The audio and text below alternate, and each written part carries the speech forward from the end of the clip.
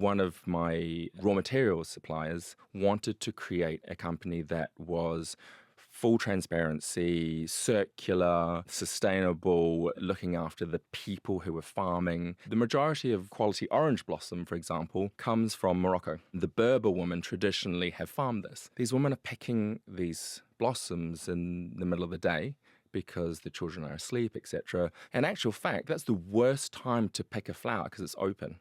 When you want a high yield of fragrance oil, you pick it when it's closed. So she went, right, let's invest in childcare. Let's build a school next to the field so that these women could be safe in knowing their kids were looked after in the creche as such. And they would go out at 6 a.m. or 5 p.m. when the sun was coming down and pick, knowing that the children were looked after. But also Monique knew that the quality of the product was better. And I'm so inspired by that if you look after the people, the juice is There's technically definitely other sports that are already starting to make some waves within fashion. One conversation that I know that's not really been highlighted like that is Paris Olympics. LVMH actually signing a commercial deal with the Paris Olympics. French designer Stéphane Ashpool has designed the whole Paris Olympic uniform that could easily be runway. You look at the world of boxing, Gervonta Davis, he was fighting Ryan Garcia. Ryan Garcia's fight attire was made by Amiri. Gervonta Davis's fight attire was made by Nigo and Human Made. It was curated by Stephen Victor, and he's done some amazing things already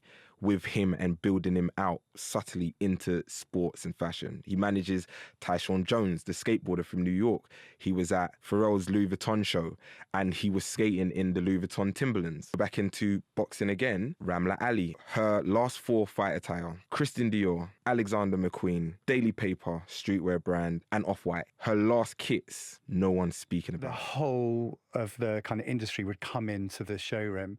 So it would be all the editors, all the stylists. And I remember meeting Anne-Marie Curtis on my first day, and it was her first day at Sky magazine. And obviously she went on to be the editor-in-chief of British Elle. So we met on the same, on our first days, and we ended up sort of growing up in the industry together. And I think that's one of the things I found really interesting about the industry is that you find your tribe and you find your cohorts, and then everyone tends to sort of pull each other up and help each other. They say it's that our global carbon dioxide emissions sit somewhere between 4 and 8% of the global total. Now, if you factor in the fact that the fashion industry uses, I think it's 1.3 billion barrels of oil per year to make all the plastic clothes out there, which will never biodegrade, maybe that number could be bigger because the oil and gas are also huge polluters, but oil's also making fashion. Yes. 1/4 of the emissions that fashion makes comes from people who buy the clothes and use them or not use them. All the fashion companies in the world, 30% of what they make does not sell. Mm-hmm.